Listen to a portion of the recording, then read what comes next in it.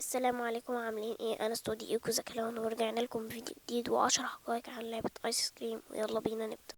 الحقيقة رقم واحد، بداية القصة بتبدأ وانت قاعد في بيتك وفجأة بتلاقي بائع ايس كريم واقف تحت البيت اسمه رود، وصاحبك اسمه تشارلي. رود بيقول اهلا، تحب تجربة الايس كريم بتاعتي؟ وفجأة يجمد تشارلي ويخطف مصنعه السري. انت لازم تنزل من البيت بالحبل وتروح عربية الايس كريم، بتلاقي خريطة واقعة من رود، والخريطة دي بتوديك لأماكن مختلفة، كل مكان فيه لغز لحد ما توصل للمفتاح وتحرر صاحبك. الحقيقة رقم 3، لو خسرت أكتر من 3 مرات ياخد صاحبك الوصلة ويحوله لآيس كريم. الحقيقة رقم 4، مذكرات رود. في آخر اللعبة بنلاقي المفتاح الأسود ومعاه كتاب مذكرات رود سوليفان. مذكرات بتكشف إن رود بيكره الأطفال، خصوصا الأطفال اللي كانوا معاه في المدرسة. رود اتعرض لتنمر شديد في المدرسة، وده اللي خلاه يطلع شرير وبيخطف الأطفال وينتقم منهم. الحقيقة رقم 6، الآيس كريم السام.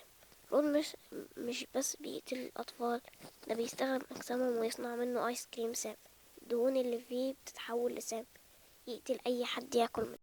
الحقيقة رقم 7، دانيال هو اللاعب. في المذكرات رود كتب انه هيقتل شخص اسمه دانيال جاي ليفز، وده في الحقيقة اسم اللاعب. الحقيقة رقم 8، سر القناع والوصفة. رود اتعلم يعمل ايس كريم السام من والده، لان ابوه كان بائع ايس كريم برضه بيستخدم نفس الوصفة السامة، وده دليل ان والده ورود كان شرير زيه. الحقيقة رقم 9، يعود لوالده.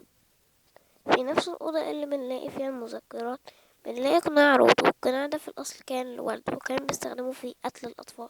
الحقيقة رقم 10 والأخيرة، حارس الأمن مفقود. في الشاحنة بنلاقي لافتة باسم حارس أمن مفقود. الحقيقة إن رود خطفه وخلاه يسوق الشاحنة غصب عنه. رود هو يوزع آيس كريم وحارس الأمن هو السواق، مش بيهرب لأنه مهدده بالقتل. بيقوله إن هو لو قرر إنه يهرب من الشاحنة هيقتله.